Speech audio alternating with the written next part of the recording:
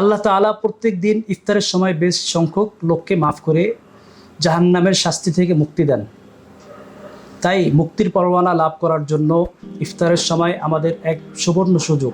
এই সময় শুধু নানা ধরনের ইফতারি ও বিভিন্ন খাবারের মুক্ত না হয়ে আল্লাহর কাছে দোয়া, ইস্তিগফার, কান্না, রোনাজারির মাধ্যমে জাহান্নাম থেকে মুক্তি কামনা করা আমাদের একান্ত কাম্য।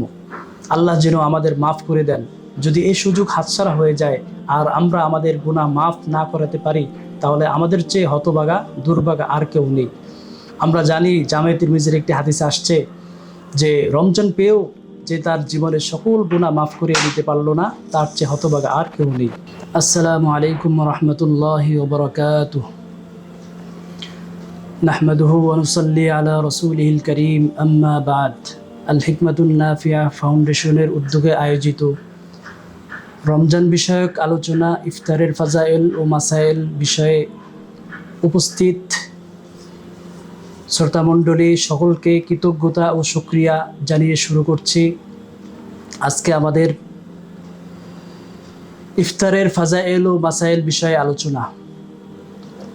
মহান আল্লাহ তাআলা এর অশেষ নেয়ামত যে তিনি আমাদেরকে রমজান নামক এই মৌসুমের মাস দান করেছেন, আলহামদুলিল্লাহ। আমরা মানুষ হিসাবে বিভিন্ন জন বিভিন্ন গুনাহে, বিভিন্ন কাজে লিপ্ত থাকি। তো এই রমজান মাস আসলেই স্বাভাবিকভাবে অন্য সময়ের তুলনায় আমাদের মাঝে আমলের আগ্রহ অন্য সময়ের তুলনায় বেশি সৃষ্টি হয় এবং আমরা আমল করে থাকি। আল্লাহ তাআলা মানব জাতির জন্য এই রমজানকে মৌসুম বানিয়েছেন। প্রতিদিন রোজাকে কেন্দ্র করে আয়োজন হয় সাহরি ও ইফতারের। কোরআন ও হাদিসে মাহে রমজান ও এই মাসের আমল যেমন রোজা, তারাবি, সাহরি ও ইফতারের অনেক গুরুত্ব ও ফজিলত উল্লেখ রয়েছে, যার কম বেশি আমাদের সকলেরই জানা আছে। কিন্তু সাহরি ও ইফতারি এই দুটি বিষয়কে আমরা কেউ কেউ শুধু আনুষ্ঠানিকতা বা স্বাভাবিক প্রয়োজন মনে করি। রোজা রাখতে হবে তাই সাহারি খাই, বা রোজা ভাঙতে হবে তাই ইফতার করি।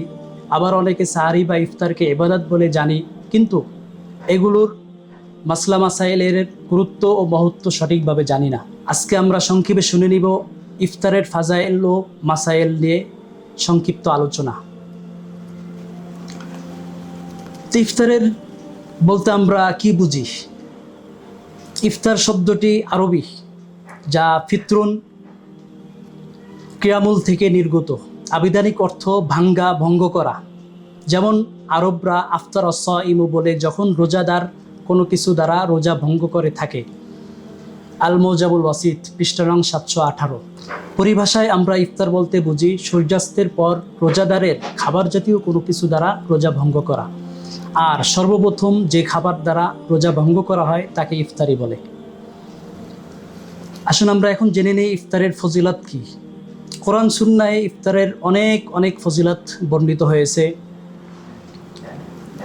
ইফতার মাহে রমজানের অন্যতম আমল।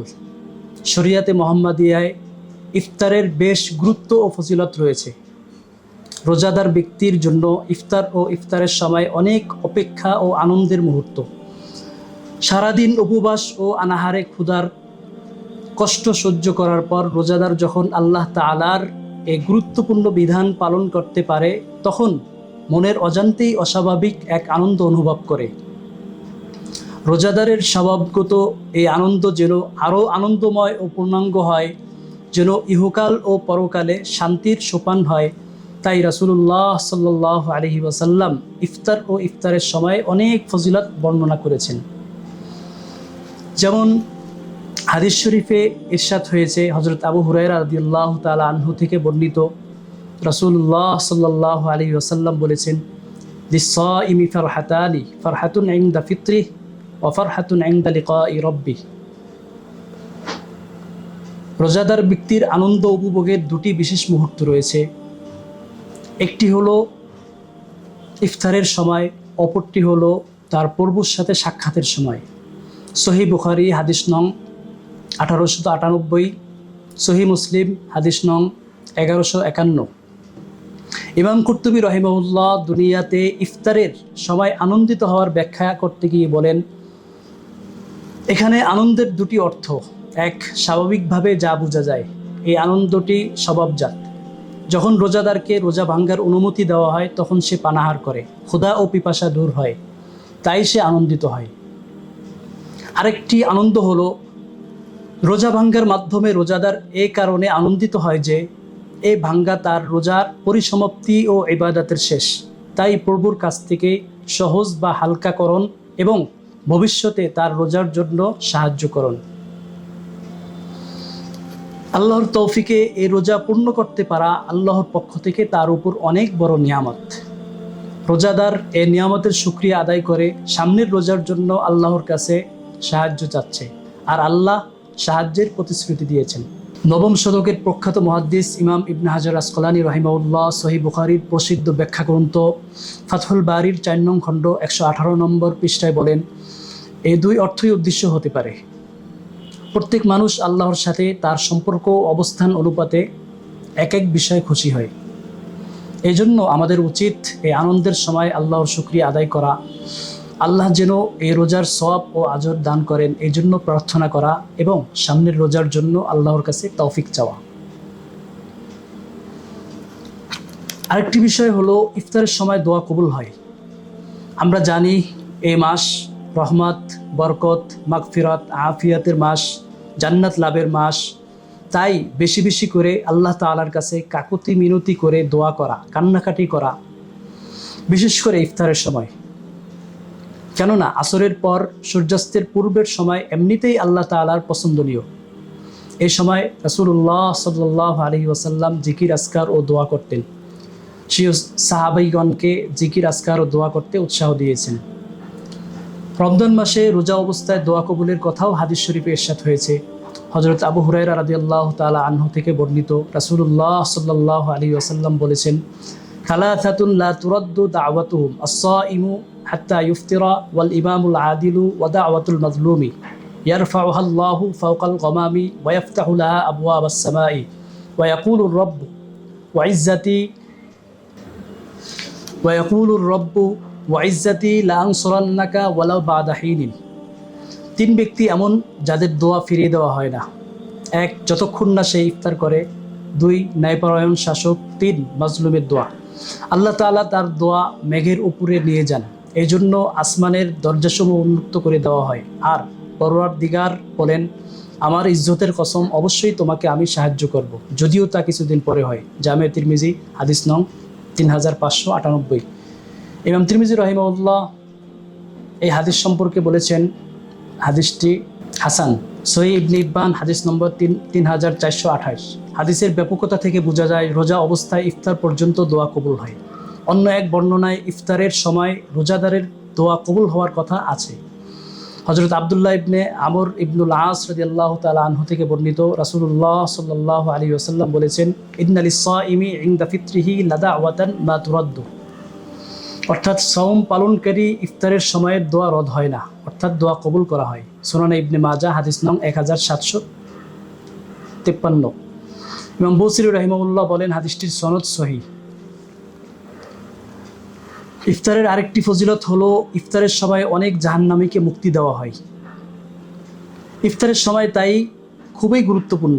এই সময় আল্লাহ তাআলা অনেক জাহান্নামীকে মুক্তি দেন। হাদিস শরীফে এই কথা এসেছে। হযরত জাবের রাদিয়াল্লাহু তাআলা আনহু থেকে বর্ণিত, রাসূলুল্লাহ সাল্লাল্লাহু আলাইহি ওয়াসাল্লাম বলেছেন, ওয়ালিল্লাহি উতাকাউ মিনান নার ওয়া যালিকা ফি কুল্লি লাইলা। আল্লাহ তাআলা প্রত্যেক ইফতারের সময় বেশ সংখ্যক লোককে নাজাত দেন, আর প্রতি রাতেই তা সংগঠিত হয়ে থাকে। সুনান ইবনে মাজাহ হাদিস নং 1643। এই হাদিসের ক্ষেত্রে ইমাম বুসিরি রাহিমাহুল্লাহ বলেন, এর বর্ণনাকারীগণ নির্ভরযোগ্য। মিসবাহুজ জুজাজা 2 নম্বর খণ্ড 61 পৃষ্ঠা। আল্লামা সিন্দি রাহিমাহুল্লাহ মুস্তাদে আহমদ হাদিস নং 7450 এর পার্শ্ব টিকায় বলেন, আল্লাহ তাআলা প্রত্যেক দিন ইফতারের সময় বেশ সংখ্যক লোককে মাফ করে জাহান্নামের শাস্তি থেকে মুক্তি দেন। তাই মুক্তির পরওয়ানা লাভ করার জন্য ইফতারের সময় আমাদের এক সুবর্ণ সুযোগ। এই সময় শুধু নানা ধরনের ইফতারি ও বিভিন্ন খাবারের মুক্ত না হয়ে আল্লাহর কাছে দোয়া, ইস্তিগফার, কান্না, রোনাজারির মাধ্যমে জাহান্নাম থেকে মুক্তি কামনা করা আমাদের একান্ত কাম্য। আল্লাহ যেন আমাদের মাফ করে দেন। যদি এই সুযোগ হাতছাড়া হয়ে যায় আর আমরা আমাদের গুনাহ মাফ না করাতে পারি, তাহলে আমাদের চেয়ে হতভাগা দুর্ভাগা আর কেউ নেই। আমরা জানি জামে তিরমিজির একটি হাদিসে আসছে যে রমজান পেয়েও যে তার জীবনের সকল গুনাহ মাফ করিয়ে দিতে পারলো না, তার চেয়ে হতভাগা আর কেউ নেই। সম্মানিত দর্শক মণ্ডলী, আসুন আমরা জেনে নেই ইফতারের সময় কখন হয়। প্রত্যেকের নিজ নিজ এলাকায় সূর্য পরিপূর্ণভাবে অস্ত যাওয়ার পর থেকে ইফতারের সময় শুরু হয়। সে সময় রোজাদারের উচিত সাথে সাথে ইফতার করা। ওমর রাদিয়াল্লাহু তাআলা আনহু থেকে বর্ণিত, রাসূলুল্লাহ সাল্লাল্লাহু আলাইহি ওয়াসাল্লাম বলেছেন, ইদা আকবালাল লাইলু ওয়া আদবারান নাহারু ওয়া গাবাতিশ শামসু ফাকাদ আফতারাস সাইম। যখন রাত আসে, দিন চলে যায় এবং সূর্য অদৃশ্য হয়, তখন রোজা পালনকারী ইফতার করবে। সহিহ মুসলিম, হাদিস নং 1100। এই হাদিস থেকে আমরা স্পষ্ট বুঝতে পারলাম যে ইফতারের সময় হওয়ার সাথে সাথে, সূর্য অস্তের সাথে সাথে দেরি না করে ইফতার করা, তাড়াতাড়ি ইফতার করা, এটিও বিভিন্ন হাদিসে বর্ণিত হয়েছে। তো এই ক্ষেত্রে আমাদের একটি বিষয়, একটি মাসালা স্মরণ রাখা দরকার, সেটি হলো সূর্য ডুবে যাওয়ার পর তাড়াতাড়ি ইফতার করাটাও সুন্নত। বাদায়ুস সানায়ে 2 নম্বর খণ্ড 266 পৃষ্ঠায় মাসালাটি আছে। মুমিন ব্যক্তি রোজা পূর্ণ করে খুশিতে ইফতারের জন্য অধীর আগ্রহে অপেক্ষায় থাকে, তাই ইফতার তাড়াতাড়ি করাটা স্বাভাবিক, কেননা তাতে আমাদের কল্যাণ ও মঙ্গল রয়েছে। হযরত সাহল ইবনে সাদ রাদিয়াল্লাহু তাআলা আনহু থেকে বর্ণিত, রাসূলুল্লাহ সাল্লাল্লাহু আলাইহি ওয়াসাল্লাম বলেছেন, লা ইয়াজালুন নাসু বিখাইরিন মা আজ্জালুল ফিতরা। যতদিন মানুষ বিলম্ব না করে ইফতার করবে ততদিন তারা কল্যাণের উপর থাকবে। সহিহ মুসলিম, হাদিস নং 1098। ইমাম নববী রাহিমাহুল্লাহ এর ব্যাখ্যায় বলেন, যতদিন এই সুন্নতের উপর উম্মতে মুহাম্মাদী অটল থাকবে ততদিন তাদের দ্বীনি বিষয়ে ঠিক ও যথাযথ থাকবে। শরহে নববী 7 নম্বর খণ্ড 208 নং পৃষ্ঠা। তাড়াতাড়ি ইফতার করা ইসলাম ও মুসলমানদের শেয়ার বা প্রতীক। ইহুদি ও খ্রিস্টানরাও রোজা রাখে, কিন্তু তারা দেরি করে ইফতার করে। তাদের বিরুদ্ধাচরণ করতে গিয়ে নবী সাল্লাল্লাহু আলাইহি ওয়াসাল্লাম আমাদেরকে তাড়াতাড়ি ইফতার করতে আদেশ দিয়েছেন। হযরত আবু হুরায়রা রাদিয়াল্লাহু তাআলা আনহু থেকে বর্ণিত, রাসূলুল্লাহ সাল্লাল্লাহু আলাইহি ওয়াসাল্লাম বলেছেন, লা ইয়াজালুদ্দীনু যাহিরান মা আজ্জালুন নাসুল ফিতরা লিআন্নাল ইয়াহুদা ওয়ান নাসারা ইউআখিরুনা। দিন ততদিন বিজয়ী থাকবে যতদিন লোকেরা ইফতার তাড়াতাড়ি করবে, কারণ ইহুদি ও খ্রিস্টানরা দেরি করে ইফতার করে। সুনানে আবু দাউদ, হাদিস নং 2353, হাদিসটি হাসান। তাড়াতাড়ি ইফতারকারী ব্যক্তি আল্লাহর অধিক প্রিয় বান্দা, এ বিষয়টিও হাদিস শরীফে বর্ণিত হয়েছে। রাসূলুল্লাহ সাল্লাল্লাহু আলাইহি ওয়াসাল্লাম বলেছেন, আল্লাহ তাআলা ইরশাদ করেন, ইন্না আহাব্বা ইবাদি ইলাইয়া আজালুহুম ফিতরান। আমার কাছে প্রিয়তম বান্দা সে যে অবিলম্বে ইফতার করে। জামে তিরমিজি, হাদিস নং 700। ইমাম তিরমিজি রাহিমাহুল্লাহ হাদিসটির ব্যাপারে বলেছেন, হাদিসটি হাসান গরীব। তো আমরা এইসব হাদিস থেকে বুঝতে পারলাম তাড়াতাড়ি ইফতার করাটা শরীয়তে কাম্য। বিলম্বে ইফতার করা বা বিলম্বে ইফতার করলে এক্ষেত্রে বিধান কি, শরীয়ত এটাকে কিভাবে দেখে, আসুন জেনে নিই সেই বিষয়ে। সূর্য ডুবেছে কিনা এ ব্যাপারে সতর্কতা অবলম্বন শরীয়তে কাম্য। এই দৃষ্টিকোণ থেকে হযরত আবু মুসা আশআরী রাদিয়াল্লাহু তাআলা আনহু একটু বিলম্বে ইফতার করতেন। হযরত আবু কুরাইব রাহিমাহুল্লাহ বলেন, ওয়াল আখিরু আবু মুসা। অপর সাহাবী হলেন হযরত আবু মুসা আশআরী রাদিয়াল্লাহু তাআলা আনহু। সহিহ মুসলিম, হাদিস নং 1099। বিলম্বটা যেন মাগরিবের মাকরুহ ওয়াক্ত পর্যন্ত না গড়ায়, কারণ আবু মুসা আশআরী রাদিয়াল্লাহু তাআলা আনহু যদি মাকরুহ ওয়াক্ত পর্যন্ত বিলম্ব করতেন তবে অবশ্যই আম্মাজান হযরত আয়েশা রাদিয়াল্লাহু তাআলা আনহা, যার মাধ্যমে হাদিসটি বর্ণিত হয়েছে, তিনি প্রতিবাদ বা নিন্দা করতেন। যেহেতু করেননি, তার মানে তার বিলম্বটা অত বেশি ছিল না। আল্লামা তিবি রাহিমাহুল্লাহ বলেন, হযরত আব্দুল্লাহ ইবনে মাসউদ রাদিয়াল্লাহু তাআলা আনহু সুন্নতের ক্ষেত্রে আজিমতের উপর আমল করেছেন তথা একেবারে সময় হওয়ার সাথে সাথে ইফতার করেছেন। আর হযরত আবু মুসা আশআরী রাদিয়াল্লাহু তাআলা আনহু রুখসতের উপর আমল করেছেন, অর্থাৎ একটু বিলম্ব করে আমল করেছেন। এক্ষেত্রে একটি মাসালা আমাদের জানা দরকার, সেটি হলো সূর্য অস্ত যাওয়ার পর তারকা পর্যন্ত বিলম্ব করে ইফতার করা মাকরুহ, এমন করা সুন্নতের খেলাফ। এতে ইহুদি ও খ্রিস্টানদের সাথে সাদৃশ্যতা হয়, যা থেকে নবী সাল্লাল্লাহু আলাইহি ওয়াসাল্লাম আমাদেরকে নিষেধ করেছেন। ইহুদি ও খ্রিস্টানরা তারকারাজি প্রকাশের পর ইফতার করে। নবী সাল্লাল্লাহু আলাইহি ওয়াসাল্লাম ইহুদি ও খ্রিস্টানদের বিলম্বের সময়সীমা বর্ণনা করে বলেন, লা তাজালু উম্মতি আলা সুন্নতি মা লাম তানতাযির বিফিত্রিহান নুজুমা। আমার উম্মত আমার সুন্নতের উপর ততদিন পর্যন্ত থাকবে যতদিন তারা তাদের ইফতারের জন্য তারকারাজির অপেক্ষা না করবে। সহিহ ইবনে খুজাইমা হাদিস নং 2061। যে ইফতার করার জন্য কি মুয়াজ্জিনের আজানের শর্ত, মুয়াজ্জিনের আজান দেওয়া কি শর্ত?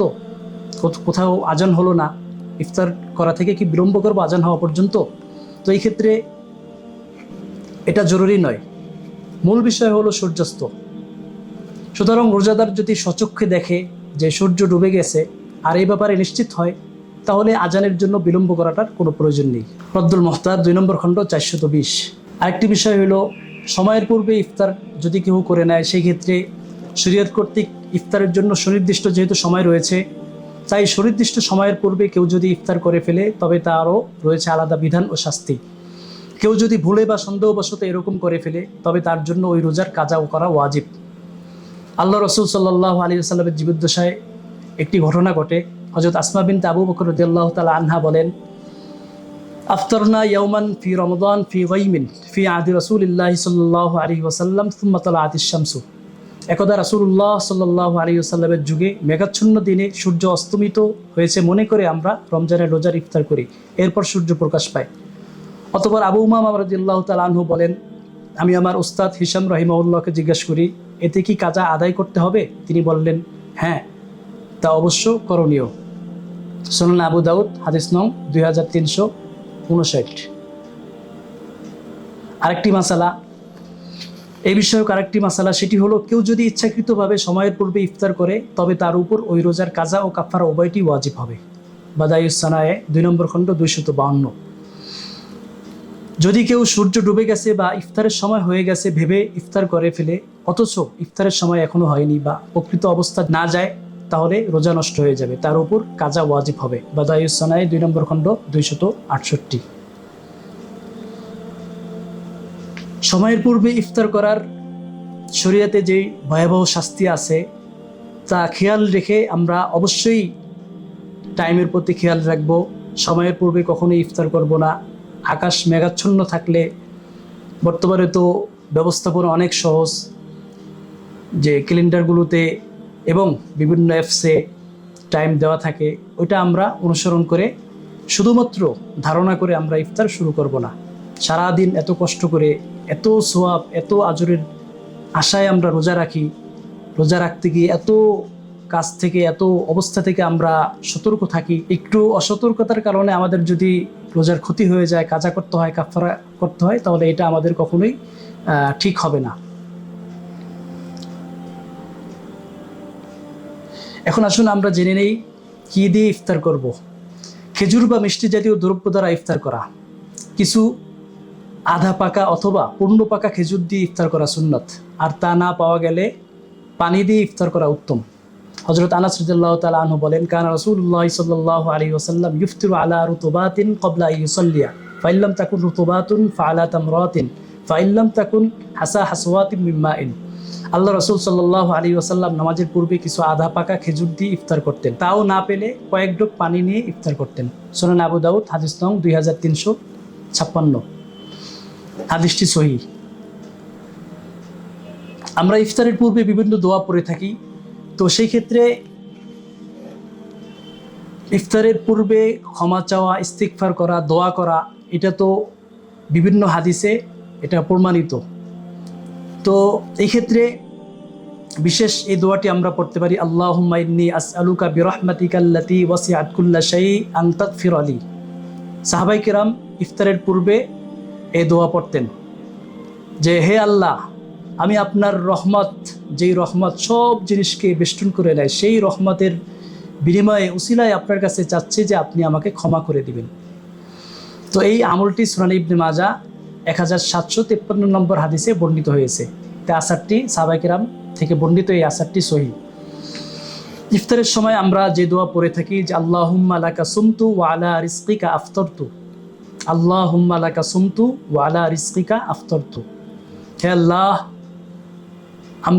আমি আপনার জন্যই রোজা রেখেছি এবং আপনার রিজিক দিয়ে ইফতার করছি। এই দোয়াটি মুরসাল হাদিসে হাসান সনদে প্রমাণিত আছে।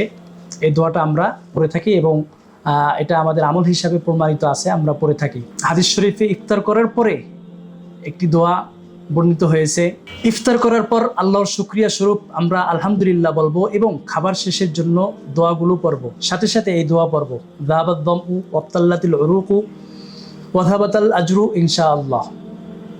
পিপাসা মিটে গিয়েছে, সেরা উপসেরা সিক্ত হয়েছে এবং আল্লাহ চাহে তো রোজার সোয়াবও লেখা হয়ে গিয়েছে। হযরত আব্দুল্লাহ ইবনে উমর রাদিয়াল্লাহু তাআলা আনহু বলেন, নবী রাসূলুল্লাহ সাল্লাল্লাহু আলাইহি ওয়াসাল্লাম যখন ইফতার করতেন এই দোয়াটি তখন তিনি বলতেন। সুনানে আবি দাউদ হাদিস নং 2357। আমাদের সমাজে আরেকটি বিষয় আছে যে আমরা অন্যের ঘরে দাওয়াত গ্রহণ করি। সাধারণ দাওয়াতের মতো ইফতারের দাওয়াত গ্রহণ করাও সুন্নাত। নবী সাল্লাল্লাহু আলাইহি ওয়াসাল্লাম ইফতারের দাওয়াত গ্রহণ করে সাহাবায়ে কিরাম রাদিয়াল্লাহু তাআলা আনহুর ঘরে ইফতার করেছেন। দ্রষ্টব্য সুনানে আবু দাউদ হাদিস নং 3854। অনেকে মনে করে অন্যের ঘরে ইফতার করলে সে রোজাদারের সব সওয়াব নিয়ে যায়।